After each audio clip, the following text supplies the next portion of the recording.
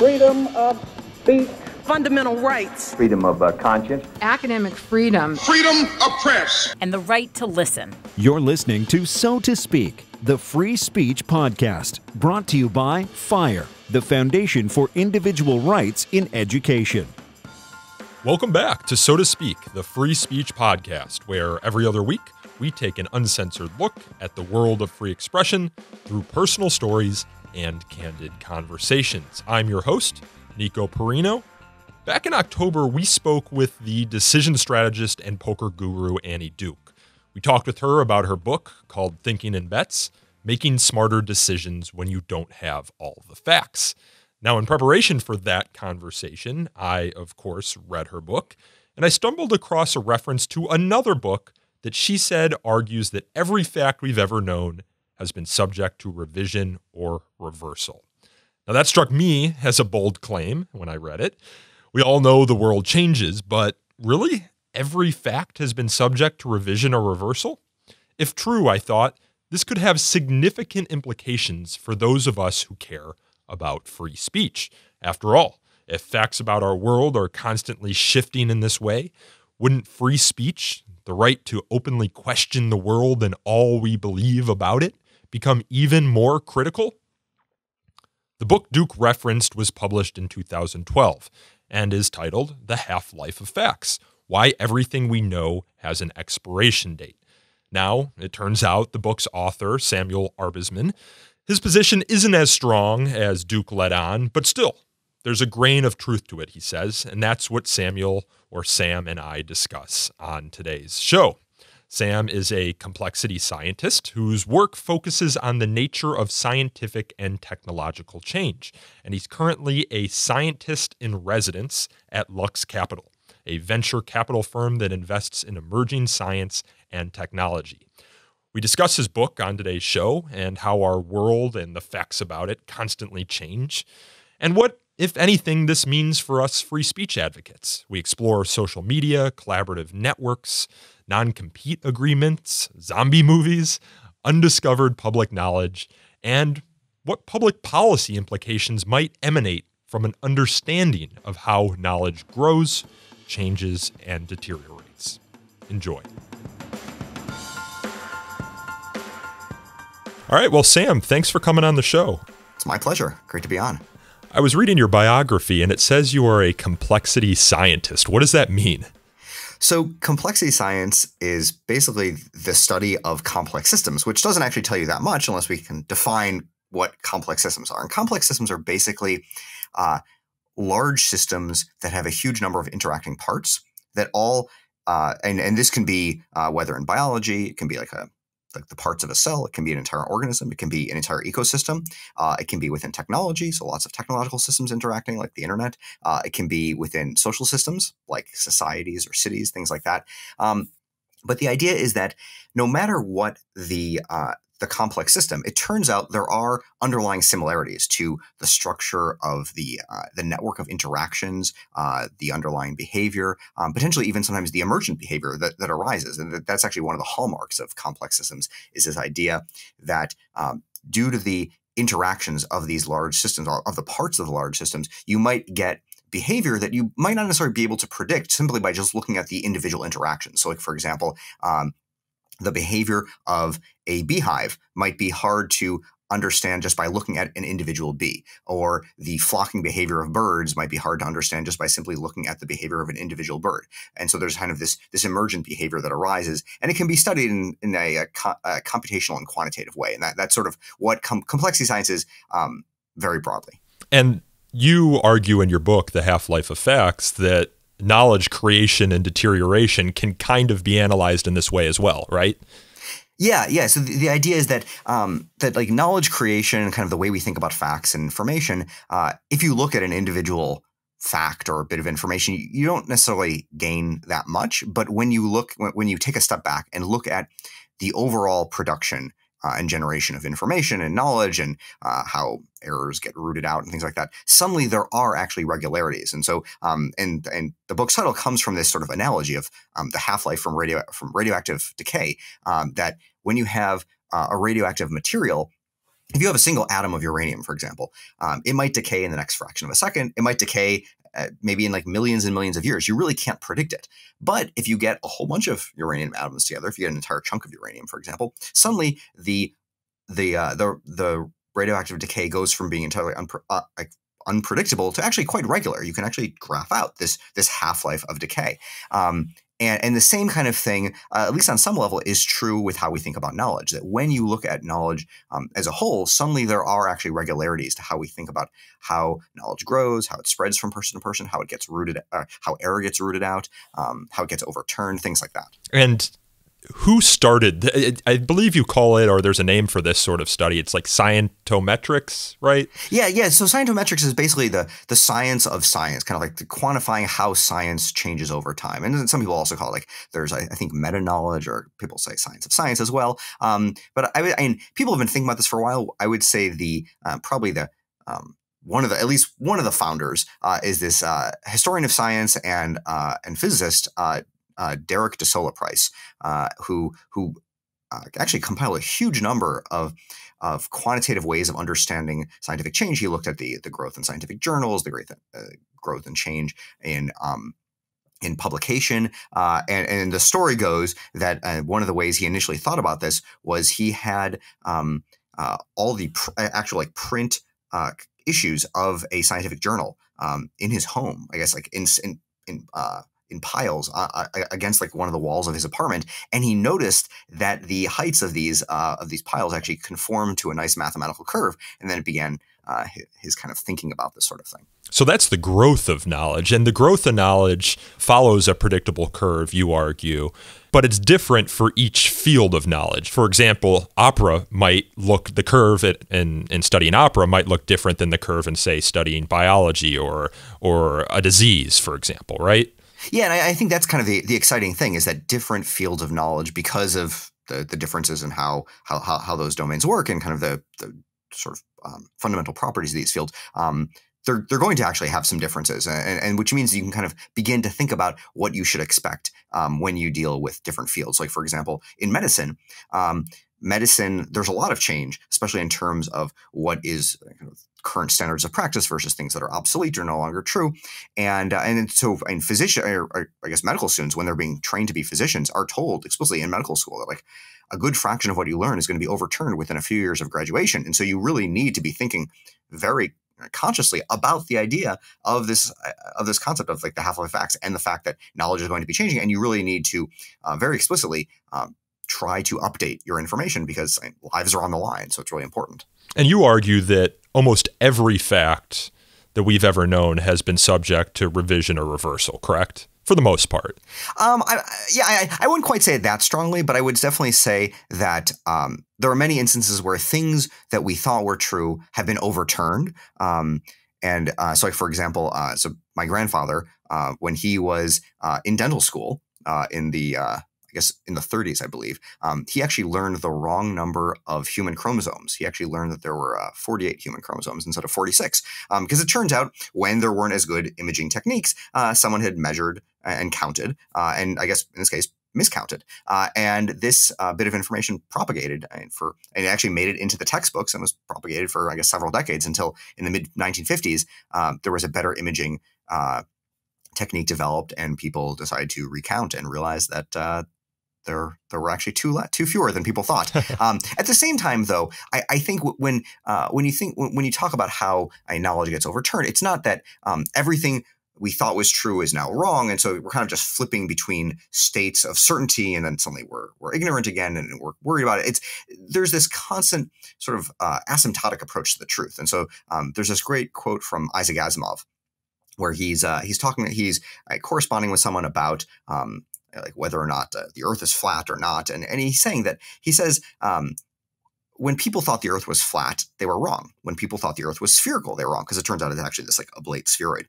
But and Asimov continues saying, but if you think that thinking the Earth is spherical is just as wrong as thinking the Earth is flat, then your view is wronger than both of them put together. And so there's this idea that we are getting closer and closer to the truth. And so things might be overturned, but it's in the service of actually getting closer and closer to some sort of better understanding of the world around us. And so, and part of that, and you see like that, like when Newtonian mechanics was overturned by Einsteinian physics, it wasn't that suddenly Newtonian mechanics is thrown out. I mean, it's still actually quite useful for a lot of things like building bridges and building buildings, because these buildings are not being built at large fractions of the speed of light, and so those kind of the Einsteinian checks on them are not necessarily that relevant. But we are kind of getting closer and closer to a better understanding. So I would say that that's probably the caveat to better understand how we think about overturning knowledge. A greater conception of the truth, in other words. Right. Mm-hmm. So why is this important? I have some theories as to why this is important from the perspective of a free speech activist. But why did you want to write this book? Why did you think writing about the half-life of facts, or how we gain knowledge and how it's subject to revision or reversal, was important? So one of the reasons it's important is because at one level, every one of us intuitively knows to a certain degree that things we might have learned when we were young, or things that were in our textbooks when we were students, are no longer true. That things have actually been overturned. But at the same time, though, it's not just this pattern of complete flux and just kind of constant change where, because I read that that food X is unhealthy and now I read that it actually is healthy, therefore I can't know anything. There are actually rules and regularities beneath all this flux to how knowledge actually changes. And so I wanted to really try to understand this. And I think the other thing I was also very interested in is to get people to realize that, and when people think about science, they think of it in terms of this body of knowledge or body of facts. And science really isn't that. It's really it's a means of querying the world around us in order to understand it better. And I think if we go if we understand science in terms of that, then we're going to be a lot more positively predisposed to thinking about how knowledge is changing over time. And I also wrote this because I wanted people to better understand the scientific process of how people think about science. I mean, one of the reasons when you think about science, there's often there's the core of science of a body of knowledge that makes sense. The textbook that maybe is not changing quite as much and really is reasonably well known. But then there's the frontier where there's a lot of flux. There's lots of things changing. And this is the things we read about in the newspapers, in the science section, where, this thing we thought was true is now wrong, or this bit of nutrition information has now been overturned. And that's where we know the least. But in truth, that's where the most exciting things are happening. This is the reason scientists work at the frontier, is because they really want to be actually overturning and better understanding the world around them. And so we need to really make an effort to better understand how knowledge grows and changes. And in order to actually kind of embrace this idea of changing knowledge and science as a means of inquiry as opposed to just body of knowledge. And so there, a professor of mine in graduate school, he told me this story of this is right after I'd graduated.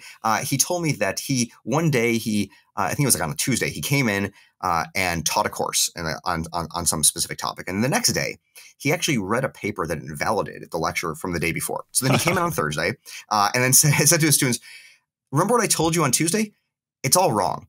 And if that bothers you, you need to get out of science." And so I think there's almost this sense of delight and wonder of yeah, these things are changing, but this is when that's changing, then science is being done right. We're actually learning more and more about the world. So really I wrote this to get people to better understand the scientific process, engage with science as sort of this means of inquiry, and really delight in the fact of that we're constantly learning more and more about the world. Yeah, one of the big questions I have after reading your book is more or less how we better embrace this change in knowledge, and whether there's certain possible public policy implications from your thesis about knowledge. As we've talked about, you posit that knowledge creation and deterioration can more or less be predicted, but does that theory hold regardless of environment? For example, is it the same in China as it might be in the United States? I was told, for example, that a lot of the basic code that the U.S. web developers use as building blocks for bigger projects can be retrieved by the internet searches. It makes their jobs a lot easier. But in China, that code is often hidden in websites that are censored. So the coders have to develop that code from scratch, making the knowledge production process, one might say, a little bit more difficult and perhaps slower. So I'm wondering what you think of the public policy implications of this, and whether the environment, if it's held constant, has any sort of effect on it. Yeah, so I guess I'm not sure I've thought about specific policy implications as much, but I would say, kind of building on what I was saying before, like the hallmarks of science, like it's not this body of knowledge. It's kind of a set of ways of querying the world. And I think one of the ways is that like science is cumulative. Like you build on what came before you. Like you cite papers. You try to replicate studies. You look at data that people have done, maybe analyze it differently. And I think when innovation is occurring behind closed doors, or it's kind of like the output or the product of science is not as public, then people are not going to be able to participate as much in this process, in kind of like science when done right, like this open means of querying the world where you test things, you try things out, it's cumulative, you build on what has come before you. And I think, you really want to make sure that that in order to kind of make sure that science is as cumulative as possible, you want to provide kind of the right kind of incentives for people to get credit for their work, kind of recognize priority, be part of a community, share information, and really kind of make sure that all in service of making sure that our body of knowledge isn't constantly improving and being shared and being as useful as possible. So I would say when there are policies that allow this sort of open exchange of information and testing, like those are the kind of things we want. And so, I would say those are the kind of like policies that we want in place. Yeah, you sort of want an environment that encourages open inquiry. And that's my, main interest in this topic, because we often argue in free speech or academic freedom or open inquiry circles that one of the reasons you want that is not just because it helps the democratic process, for example, or that it is a boon to individual liberty and autonomy, but also it helps produce new knowledge, and as a result gives us all the cool tech that we like. It helps us live longer. It makes our lives all around more fulfilling when we learn more about our environment. But in reading your book, it seemed as though there was almost sort of a determinist outlook at how knowledge marches forward. And I was just curious whether it marches forward regardless of our environment. And, whether science and knowledge doesn't have all that much to say about open inquiry, and people will find their way to new knowledge regardless of their circumstances. I would say I don't think my argument is kind of like that deterministic. I think it's predicated on certain forces and like the properties of the scientific inquiry actually being present. So like, for example, if you can't publish your work or cite things in certain ways, then not only would science, from my perspective, not necessarily proceed as quickly, but in many ways you can't actually even measure some of these kinds of things, because a lot of the metrics that I'm talking about are based on understanding citation and understanding how people kind of exchange information. So I do think it's not as these things are not like the gravitational force where it's just like, oh, you set things in motion and then suddenly everything is going to be happening. Like these are not laws of nature. These are dependent on sort of a good scientific climate. And related to this, you can see that, and going back to like public policy things you were talking about,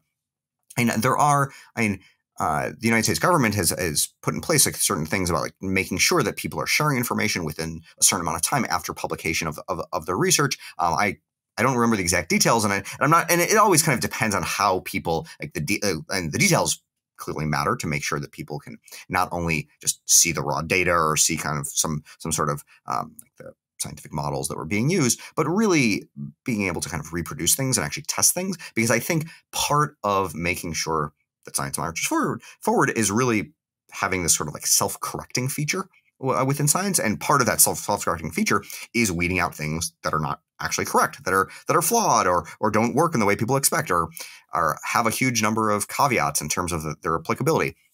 So I think really making sure that you kind of have this openness and this shareability is very important. And related to that, though, people, and there are many people who are thinking about this very broadly.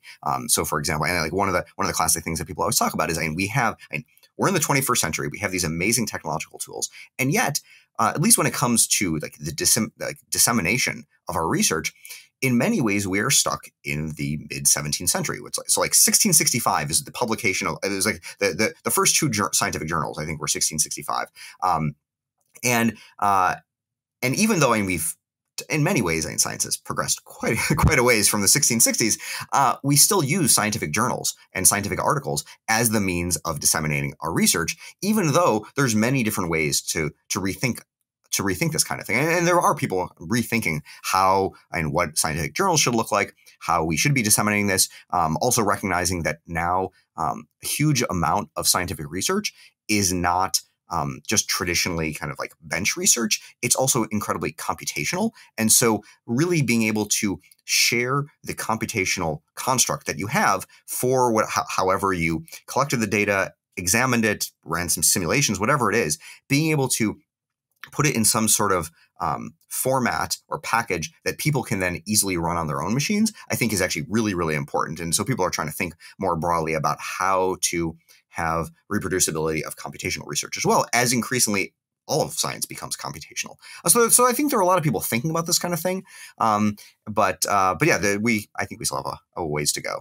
Yeah, I'd just love to see, for example, what the knowledge curves look like in all these various domains. For example, in North Korea, if we could study in North Korea, and is the curve as pronounced as it is in, for example, a lot of the open global Western and Eastern countries? I mean, knowledge in many ways is a global enterprise at this point with our increased communications technologies. And North Korea is really the only country, the hermit country, where you might be able to test an alternative model. But yeah, and to be honest, I'm not even sure, like looking at any like curves of like, oh, the growth of scientific research within North Korea, I'm not even sure that would even make like it would be meaningful if it would just be, and maybe there are papers there. I to be honest, like really have no idea. But yeah, I don't know if those papers are good, if they're just citing each other. And suddenly it's this kind of like a weird little environment of this kind of strange like North Korean science. I have no idea what's going on there. And I don't really even know if it's like science as the rest of the world might understand it. Yeah, so I really think the exciting thing about science is that it really is, for the most part, transnational, international. And I was not I was not doing research during the Cold War, but my sense is, at least from what I've read, is that that was one of the few ways in which the Soviet Union and the United States worked together, was actually through the scientific communities of those two countries, is that they actually were trying to share information as best they could. And of course, I mean, there were many times they were not. But I think science, when done right, really has this power to kind of just like make information transfer as open as possible, in the service of learning as much about the world as we can. Can we predict when challenges to new knowledge might happen? And when I say challenges, I mean like outside the scientific community, namely from outside actors. Sometimes it might be governments, other times it might be interest groups. I'm thinking here about some of the climate change research that's come out in recent years, maybe the stem cell battles of the 90s and 2000s, the Copernican revolution. It seems as though the challenges come when they implicate some sort of culture war battle. And you also talk about how knowledge, it's harder to discover after you've taken care of these easier to discover problems. I don't know if I'm phrasing that correctly, but as things become more complex, I'm thinking that they also might become more abstract and confusing to a lay audience, and then also less likely to be challenged either through censorship or through, regulation. So maybe I'm not sure I understand the question. So the idea is like when do people kind of rethink certain scientific dogmas? Certainly, you want to have a healthy amount of skepticism is, I think, reasonable and good. I think though, being a contrarian for contrarianism's sake, or just kind of like skeptic because like sort of like a knee-jerk skeptic, I think that's not necessarily productive. So are you asking more about whether when sometimes there's some sort of like cultural movement to begin questioning like certain areas of science, or when it's like when within science there's certain scientists saying, let's actually re-examine certain scientific things that we think are true that maybe are not, and then, like, because we have certain like weird exceptions or bits of data that don't make sense. Well, I guess this is kind of piggybacking on my earlier question about the public policy implications. Just whether it's even possible to predict when a piece of knowledge will be challenged, not for its veracity, but more or less for some of its downstream implications. I'm thinking about stem cell research here. I'm thinking about the argument that the sun is the center of our universe. Even maybe you can apply this sort of line of thinking to the CRISPR dialogues that we're having right now, and how concerns about what CRISPR might result in might impede what would otherwise be just the general march in the direction of implementing some of those technologies. Okay. Yeah. And I guess I'm going to speculate here, but perhaps one of them is just simply when there's a greater distance between sort of the scientific community and the general population. And so there's less of an understanding, or maybe there's like a breakdown in the ability to explain certain scientific ideas to a general audience. Yeah. But I'm not entirely certain that those are correlated with the increasing complexity of a specific subject. Because I think actually, I do believe that, like, when engagement with the public is done right, even pretty complex and like esoteric ideas are able to be explained to a general audience. And so perhaps maybe it's like a less of a willingness to try to explain these kinds of things. Or maybe just a simple like inability to do that. I don't know. Again, this is very speculative, but I wonder if it's kind of some sort of like when there's an increasing gap, then into that gap comes a certain amount of skepticism or concern, like even though it really doesn't make sense within kind of the scientific community, it's because there's this gap in language or in discussion. But I'm not sure. Yeah. How important then is physical space, and perhaps something as basic as the number of people in a population in knowledge generation?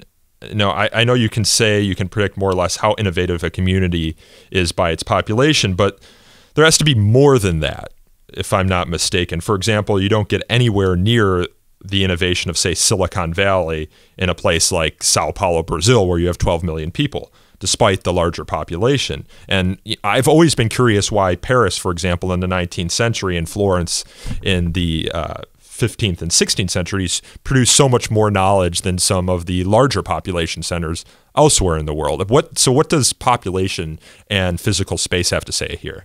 Yeah, so I think population, like at a very rough level, population is a very good sort of like first order approximation, or even like zeroth order approximation. Like, okay, it's a rough proxy for people being able to interact with each other and kind of having this sort of combinatorial interaction of ideas. And so people and one of the things I discuss in my book is that and Jeffrey West, the physicist, he's actually explored this in far greater detail, and he and his collaborators, some of the work that I cite, is this idea that if you look at like the population of a city, you can actually look at how, as the sizes of cities scales, the sort of the productive output also scales. In this case, it scales super linearly. The idea would be that if you double the population size of a city, you actually more than double the productive output, like the number of patents or whatever it is.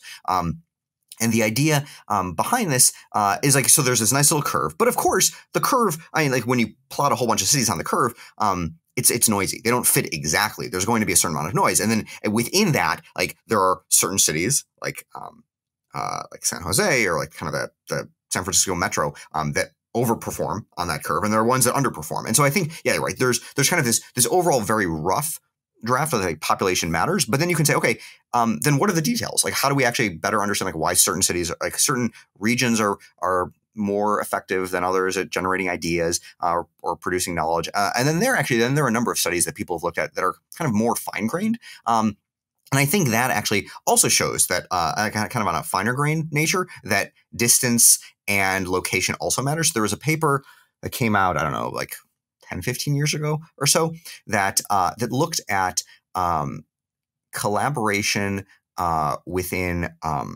actually, like down to like the level of like within a building. I think it was like looking at like within like biomedical research, and it was looking at collaboration patterns within at a university.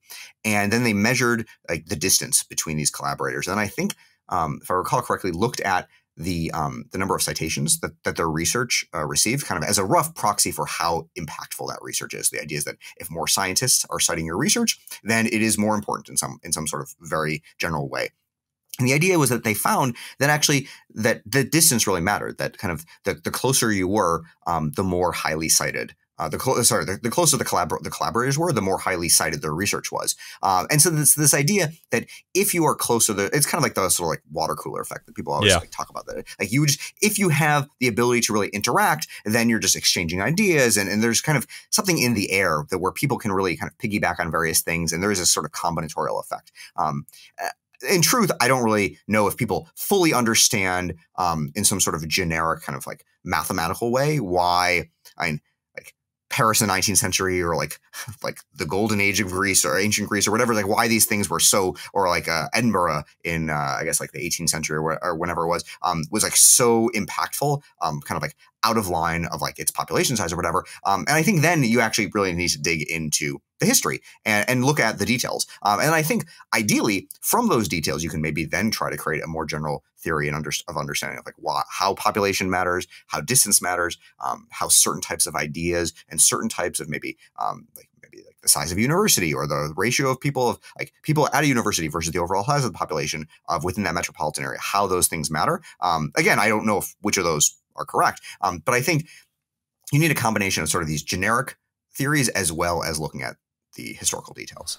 Yeah, it's just another sort of interesting point for me when you're looking at possible public policy implications for people who want to supercharge the knowledge generation process, or even, as a manager at an organization myself, how I can help my department become more creative. Maybe working from home or having multiple employees work from home isn't the greatest idea if sort of proximity is a generator of creativity and knowledge. I don't know. It's sort of an interesting thing to explore. At the same time, though, I would just be mindful of the fact that some of these kinds of like certain effect sizes might be small. Mm-hmm. So it's the kind of thing where if you're able to do things pretty well, and there's a huge amount of cost to like reorganizing your entire organization or a city, like these kinds of there are trade-offs to just be kind of aware of. And there's also like a lot of like path dependence. So like there's a huge number of reasons why Silicon Valley is Silicon Valley, and many of those things are not repeatable in terms of like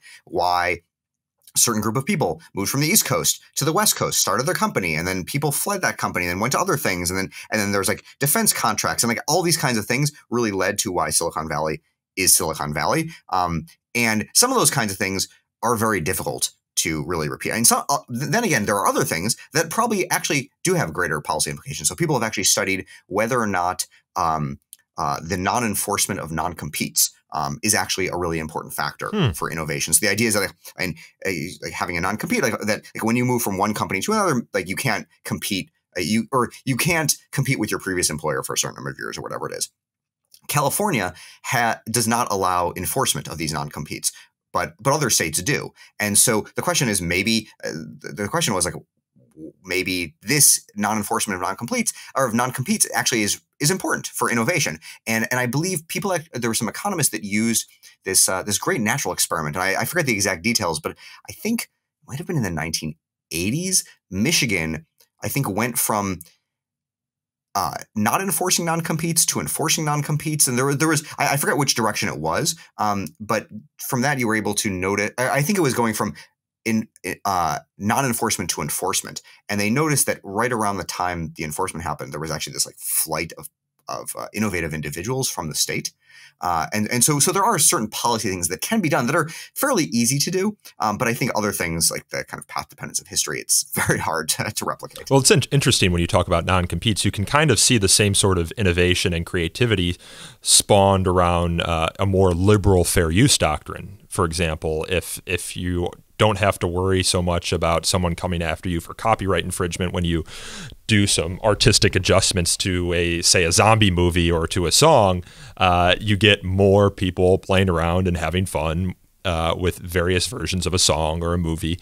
And some of that has generated new ideas. I think there was actually, I forget what zombie movie it was, but the zombie genre more or less arose out of one of those early zombie movies failing to put a copyright notice on the movie, which allowed, and I'm going to go back and look at what movie it was so that I can put it here in the show notes. But they failed to put a copyright notice on it, and as a result, a lot of people used its more or less its intellectual property in any other context to spawn the zombie movie genre. So it's interesting when you allow that sort of creativity to spawn around and you don't build large walls around any individual enterprise, what can happen as a result. I wanted to ask you about citations and journal articles, because one of the big data points that you use when you're analyzing, not just you, but anyone involved in sort of examining this space, one of the data points you use are these journal articles and citations for them. But you say in your book that something like only 20% of journal articles cited were actually read by the authors, which leads me to believe that the citation of journal articles really doesn't have much to say about the veracity of what's actually found in those articles, just perhaps that some influential previous scholar had read it, cited it, and then someone else thought it was probably a good idea to cite it in their work as well. Yeah, so I don't remember the exact details of like how people determined that I think only 20% were actually cited. It might have actually been through maybe like errors in citation where like there were typos and things. I forget exactly the detail, but certainly citations are a proxy for a whole bunch of different things. And you might cite a paper if it's influential, if it kind of is related to what you're doing. You might cite a paper only to try to actually refute it or to disagree with it. So it's certainly a very rough proxy. And so certainly, and I would say a much better gold standard for in terms of thinking about the half-life of knowledge over time would be something like actually surveying experts in a field and saying, okay, which of these papers are still true, which ones have been overturned or rendered obsolete. And so, and there are people who have actually done that kind of thing. So I think those are much better means of understanding how knowledge is thought about. And because at the same time, though, there are certain things that are incredibly foundational for science. So for example, like Isaac Newton's Principia. I imagine that is not being cited with nearly the frequency that many people might expect, given its kind of foundational status within physics. At the same time, though, that's not surprising. Like there's been a lot of things, and like since then, and I'm pretty sure it was written in Latin, and people aren't reading that. So I think there are different ways of kind of getting like understanding scientific change and kind of measuring certain scientific things. And I think people are getting better at finding a richer set of data of like how we think about this kind of thing. But certainly, and you can also see that as citations matter more for things like tenure decisions, then that skews the incentives for how people think about getting citations. And so not only do you have issues, but it's like authorship, where there are many situations where one of the authors on a paper really hasn't contributed that much, but they're still on the paper for like kind of like cultural or sociological reasons, or kind of just like political reasons. In the same way, like citations are done for lots of different ways, for lots of different reasons. And I think we just need to be kind of, when we look at authorship order, which actually that varies from, like, in terms of the way people do authorship order, that varies from domain to domain. Citation, certain types of journals allow more citation. There's like space constraints, and if there's fewer space constraints, that might actually change how you cite things. So I think you just need in your book, you talk about how like the more successful a scholar they are, the more likely that their name is listed later in the authorship. Right, but that also, and yeah, so I would say, well, it's more that, and if you are kind of like the head of a lab, at least in like kind of like biological sciences, then you're sort of like the last author. So like the first author and the last author are often kind of like the most important, and then it kind of just like goes in from there to like the kind of very middle one, which is kind of least important. But I think in economics, there's many cases where it's simply just alphabetical order. And so if you were coming from a field that was not familiar with that, and you looked at an economics paper, you might have a very different sense of who's important and who's not. And so I think recognizing the differences, as well as like the limitations on how people think about these kinds of things, both citation, authorship order, all the other kind of factors, is really important. And people are trying to address some of these kinds of things. So I think now that there are a number of journals where when you have when you publish your paper, you also need to include what sort of tasks and what parts of the paper each author was responsible for, to kind of really make sure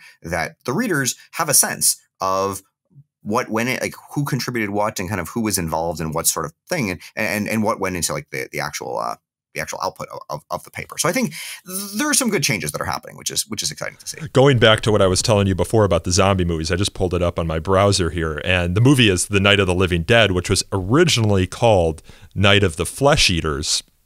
But then when they were going to change it to the more popular title that we know of today, Night of the Living Dead, they changed the title card and forgot to put the copyright notice on that card. Oh, interesting. Yeah, and and I'm reading an article about it today. They say that though it would not be a large issue today, in 1968, that meant the movie was not protected by copyright and instead was placed immediately into the public domain. And as a result, people were creating unofficial sequels to it that spawned more or less the zombie genre that we know today. Previous to that, it was more zombies were more thought of to be like voodoo zombies, people who had spells cast on them rather than sort of disease-ridden zombies. Just an interesting sort of quirk of how a that's fascinating. Well, and this also reminds me of like when you look at like the space of things that are in public domain, like in many cases it's not always easy to actually know if something is in the public domain or not, and that's a problem, because if you want to build on knowledge and information or just creative outputs and products, you can't, because if there's a concern that it might be in the public domain, it might not be,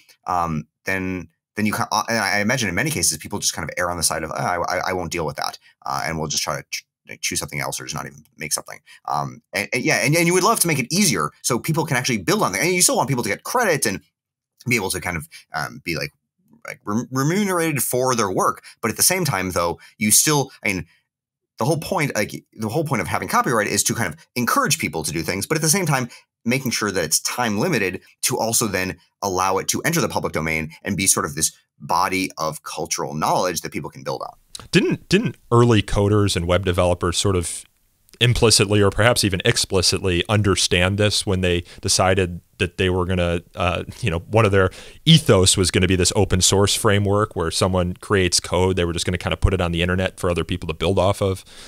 And there was certainly some groups of programmers were into this kind of thing. And certainly, one of the major innovations of Microsoft was actually recognizing that software has value and therefore they should be paid for it. But at the same time, though, then there was kind of this other group saying that there's this open source movement and we want to kind of they create this sort of legal structure to ensure that these things are not copyrighted or they have sort of limited rights, and to kind of allow people to share things and sometimes actually force other people who use them to actually make sure that the things based on it are in turn also shareable. And so there's lots of different paths.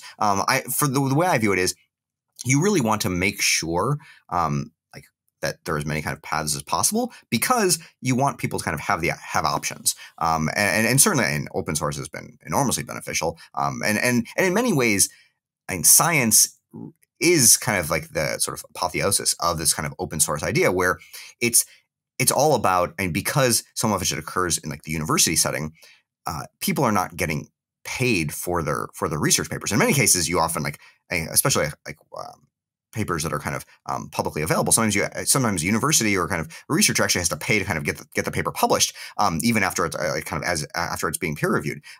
But the idea is that because the incentives, like the university and academic incentives, are for credit and kind of priority, are separate from ownership and copyright. It ensures that scientific information and scientific knowledge is going to be kind of as hopefully widely disseminated as possible. Now, of course, there's the whole scientific publishing industry, which has made a lot of this a lot more difficult, because there are many, many things that are behind paywalls. And there are many people who have great concerns about this, because these things are behind paywalls, even though a lot of it is government funded. And so therefore the idea is if it's government funded, I paid for it with my own taxpayer money, I should have access to research about some genetic disorder that runs in my family or whatever it is.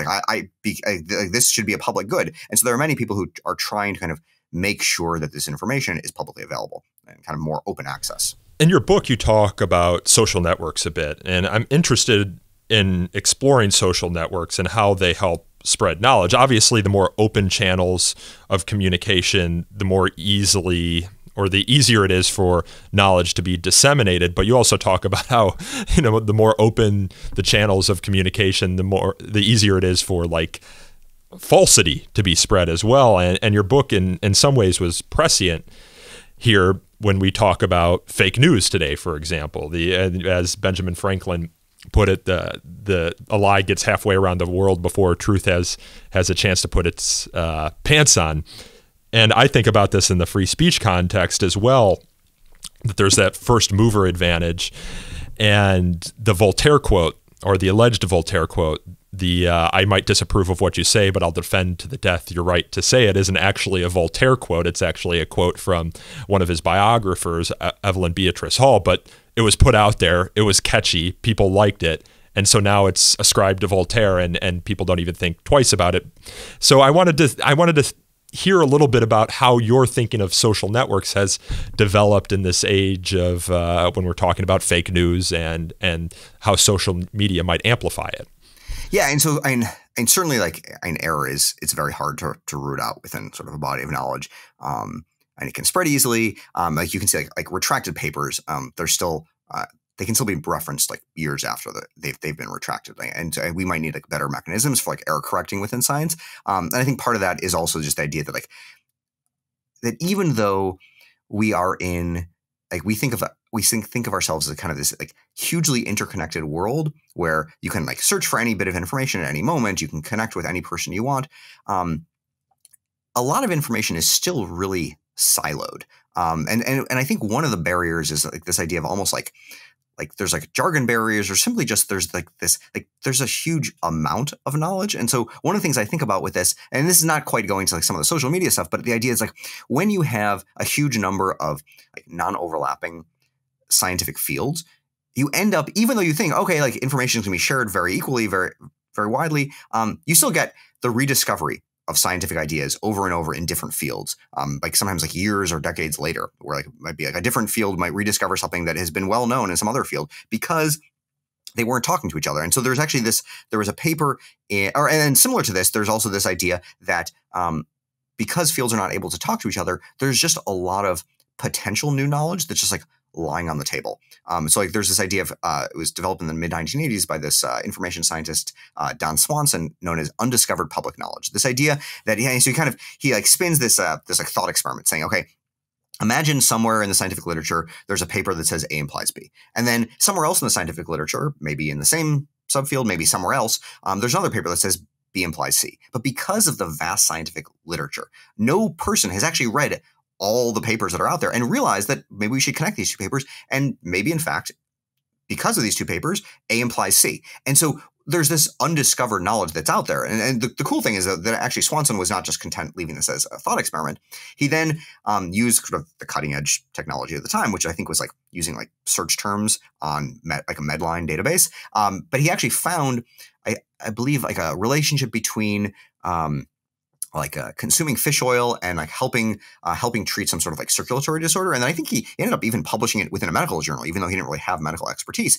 And he showed that there's just a huge amount of knowledge that's out there and like things that could be learned even more, but we're not because our social networks are such that they're often like more balkanized in many ways than we might think. And so in the same way you're talking about like the error can persist for a long time, we're also just missing lots of information where people are rediscovering or reinventing new ideas in one domain after another because they're not talking to each other. There's information that we have not learned and new knowledge we haven't learned because various fields are not talking to each other. And so I think one of the really important things, at least from like a scientific perspective, is having people who can interact across different domains, sort of like more interdisciplinary thinking, which a lot of people talk about. But so there's this concept of what people refer to as the T-shaped individual. The idea of like you have like the vertical part of a T, sort of like your depth of knowledge within a certain domain, and then you have the horizontal part of the T, sort of your ability to interact across different domains. And I think more and more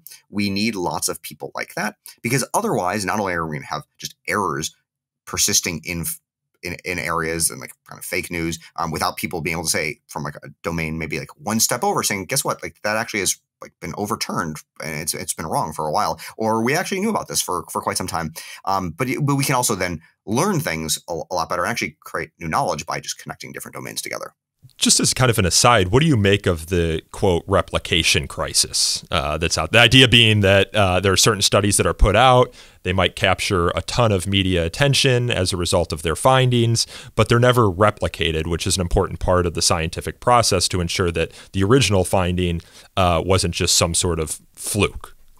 So it's definitely a problem. It's certainly a concern. And the one thing actually, do you think it's a crisis though? Crisis is a little, and maybe it's a little strong, but I do think so in my book, when I wrote about this, one of the things I was concerned about is that I mentioned that that the reason it's such a problem is because people are not they don't gain prestige in the same way just by replicating someone else's work as they do by doing something new. Mm-hmm.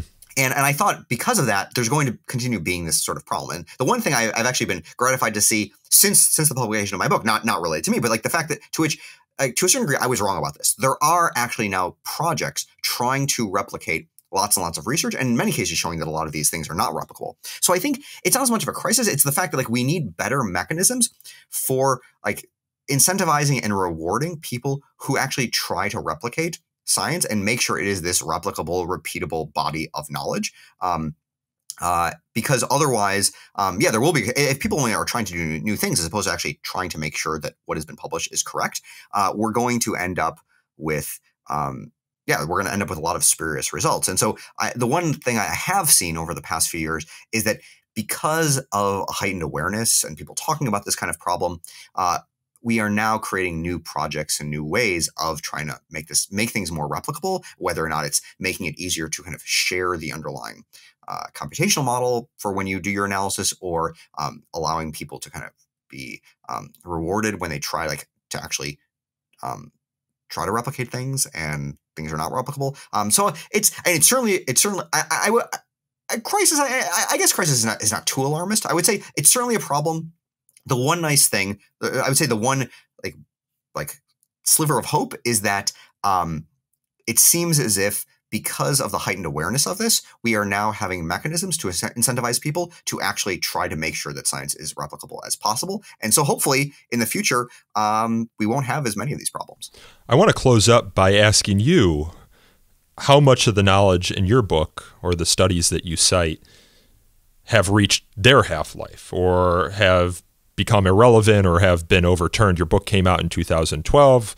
We're going on 6 years since its publication. What else have you learned, and what have you found to be wrong in your original work? Sure, and well, certainly, the one thing what I said where I thought the replication crisis, people would not be would have no incentives for for replicating things. I turned out to be wrong, and I feel very glad that I was wrong, because that means science is doing the right thing.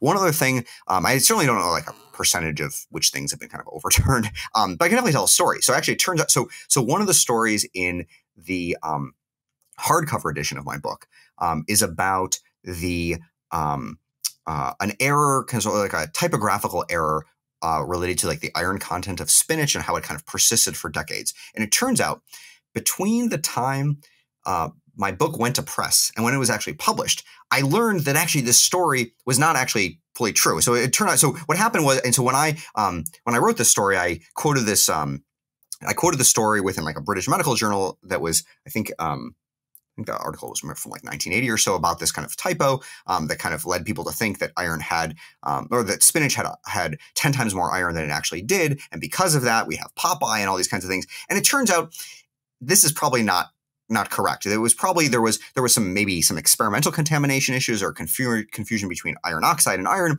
But this error in the late 19th century or whenever it was actually corrected relatively quickly. I think in the span of a couple decades or so. I think the earliest 20th century is not, as opposed to all the way into the 1930s. And it's true, but this story, the story of how error persists, the story itself, this erroneous story, was only debunked, I think, in 2010. And I actually was not made aware of it until mid 2012, whenever my book had gone to press. And so so then I was able to kind of mention that, and then kind of also include that in sort of an afterward, the whole story of the story and the afterward of my paperback edition. So that was kind of exciting. Another thing, and this was not necessarily from the book, but I remember one of an essay that I wrote that related to some of the idea, kind of an essay that I wrote related to some of the ideas of the book before I published it. I used this kind of well-worn like analogy of like people always talking about like when things change slowly, it's sort of like a frog being boiled in water. And like if you kind of like a frog will jump out of boiling water, but if you slowly raise the temperature, the frog will be used to it and then will just be kind of boiled alive. And it turns out this is not true. And James Fallows, a writer at The Atlantic, he actually has devoted a lot of effort to kind of like root out this error. And it turns out, I think people have actually tried this, and it's like only true if the frog is brain dead or something like that, which reduces the effectiveness of the story quite a bit. Yeah. And so I was able to actually include that within the book, about kind of saying like that actually like guess what, this story is not actually accurate. But I'm sure there are many things as well. All right. Well, I think we're going to leave it there. We've been talking for close to an hour now. Sam, I really appreciate you coming on the show. It's my pleasure. Thanks so much. That was Samuel Arbesman, and his book is The Half-Life of Facts: Why Everything We Know Has an Expiration Date. You can learn more about Samuel and his work by visiting his website, arbesman.net. That is arbesman.net.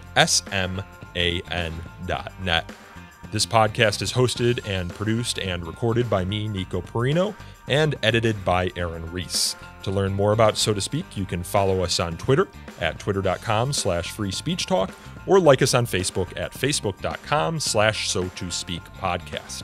You can also email us feedback at sotospeak@thefire.org. And if you enjoyed this episode, please consider leaving us a review on iTunes or wherever else you get your podcasts. Reviews help us attract new listeners to this show. And until next time, thanks for listening and happy holidays. We'll be back again in 2 weeks.